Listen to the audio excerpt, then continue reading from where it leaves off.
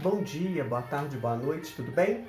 Vamos aí para mais uma aula de filosofia e hoje quase tudo é normal com relação a mim, né? Eu peço a você que dê o joinha no vídeo, curta, compartilhe, por favor, vamos levar o conhecimento para as pessoas, tá joia? Semana passada nós falamos sobre a emergência da filosofia, né? A origem grega da filosofia, apesar de eu já estar questionando essa questão da origem da filosofia, eu estou pesquisando em cima disso. Mas, e hoje? Hoje o que nós vamos falar? A gente sabe muito bem que o ser humano, antes de pensar filosoficamente, de ter essa ciência maravilhosa que nós temos hoje, o ser humano ele passou por fases, né? Por fases. Então hoje a gente vai falar um pouquinho sobre a passagem do mito à filosofia, tá joia? Por quê? Porque os seres humanos, antes deles pensarem racionalmente, começarem a questionar a partir de si mesmos a realidade que os cercava, eles criaram formas de explicar a realidade e essas formas nós hoje as classificamos de mito. Né? O que é o mito? Né? O mito são essas narrativas que explicam a origem do universo, a origem dos fenômenos, a origem das coisas, como que tudo surgiu. Então, o ser humano, a primeira coisa que ele fez foi criar histórias, né? Histórias, narrativas que explicam a realidade. Então, deu para entender o que é o mito? O mito são narrativas que explicam a origem de alguma coisa. Então, assim, no mito sempre vão ter deuses, vão ter relação de deuses com homens, vão ter muitas relações sexuais que vão gerar as coisas, porque assim, a gente sabe, né, que para gerar uma vida é necessário, né, até a gente está vendo que não tem tanta necessidade assim mais, mas naquela época era necessário ter uma relação sexual para que gerasse uma vida. Os animais, né, se reproduzem dessa forma. Então, na mitologia, os deuses também se reproduziam entre eles, com seres humanos. Então, é interessante, né? É interessante que você pega, assim, um pouco da mitologia grega, porque foi de onde lá veio a filosofia, ou pelo menos a sistematização da filosofia, tá joia? Mas, aí vocês vão me perguntar, por que a gente tem que falar disso? A gente tem que falar disso porque a mitologia, ela não acabou. Os mitos, eles não acabaram. Eles simplesmente tomaram uma nova forma. Eles se transformaram, como as coisas se modificam através do tempo. Eles também se modificaram através do tempo. Para os gregos, o mito ele tinha validade, sabe por quê?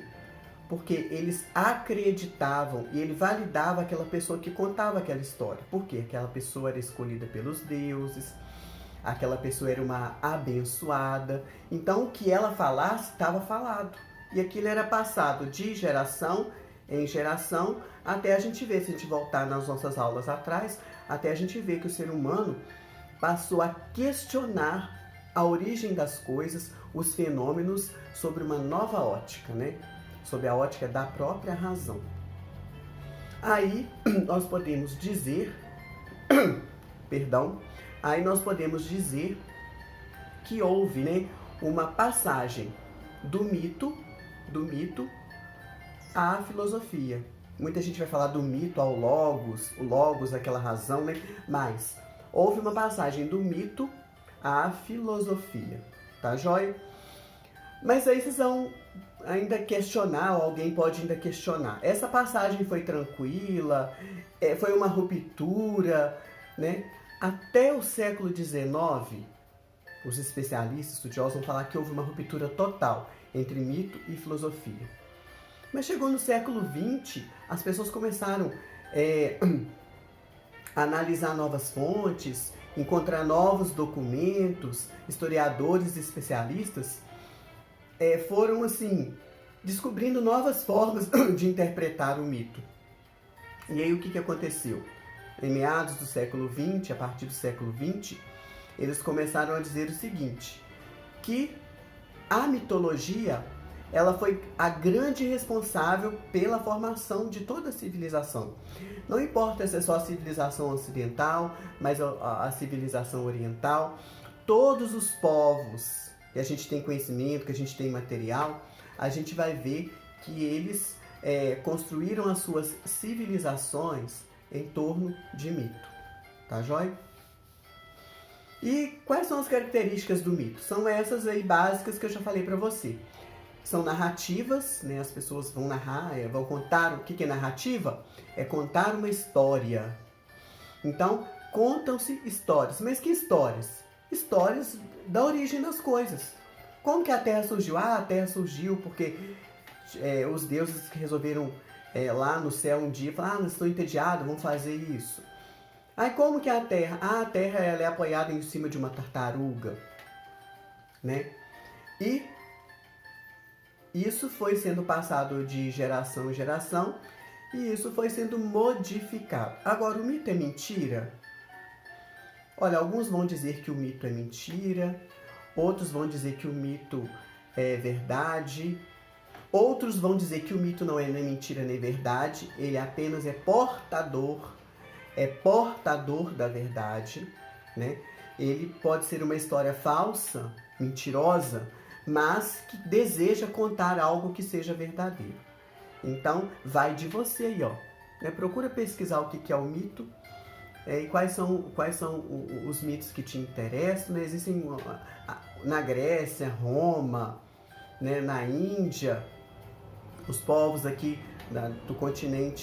do nosso continente americano, ó, rico em mitologia, né?